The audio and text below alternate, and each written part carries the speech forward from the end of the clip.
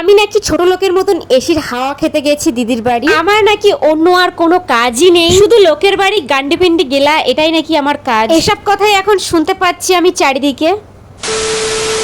Hello viewers, আমার নাম সোনালি, আমি থাকি পানাগড়ে। তো তোমাদেরকে আগের ব্লগে জানিয়েছিলাম আমি গিয়েছিলাম দিদি বাড়ি বোনদেরকে দিতে, আর এটাই কিছু মানুষের সহ্য হয়নি, তাই তো এরকম উল্টোপাল্টা কমেন্ট করছে আর মেসেঞ্জারও মেসেজ করছে আমি নাকি শুধু দিদি বাড়ি যাই খেতে, কারণ আমি খেতেই পাই না। দুদিন পর পরে আমি দিদি বাড়ি যাই কারণ আমি ভালো মন্দ খেতে পারি না, তার জন্য। এসব আলতু ফালতু কথাই কিছু মানুষ বলছে আমাকে। আমি সত্যিই বুঝতে পারি না মানুষের মন এখন এতটাই ছোট হয়ে গেছে যে আমি নিজে দিদির বাড়ি যাচ্ছি সেখানেও মানুষের কত প্রবলেম। আচ্ছা তোমরাই বলো না, আমি আমার নিজের দিদির বাড়ি যাব তাও কি তোমাদের পারমিশন নিয়ে? আসলে প্রবলেমটা হলো দিদি বাড়ি যাওয়া নিয়ে না, প্রবলেমটা হলো আমাকে নিয়ে। যেমন আমার ভালো থাকা, ভালো খাওয়া, ঘোরা, এগুলো কিছু মানুষের সহ্য হয় না একদম, তার জন্য এরকম উল্টোপাল্টা কমেন্ট করে বেড়ায়। আসলে কি বলতো, মানে আমার যেটা মনে হয় তারা হয়তো ভালো মন্দ খেতে পারে না, ঘুরতে পারে না, তাই অন্যদেরকে দেখে জ্বলে যায়। যাই হোক, ওই যে একটা ডায়লগ আছে না, তোদের জ্বলবে আমার তাতেই চলবে, দেখবি আর জ্বলবি লুচির মতন ফুলবি। যাই হোক, অনেক কথাই বলে ফেললাম। দিদি বাড়ি গিয়েছিলাম,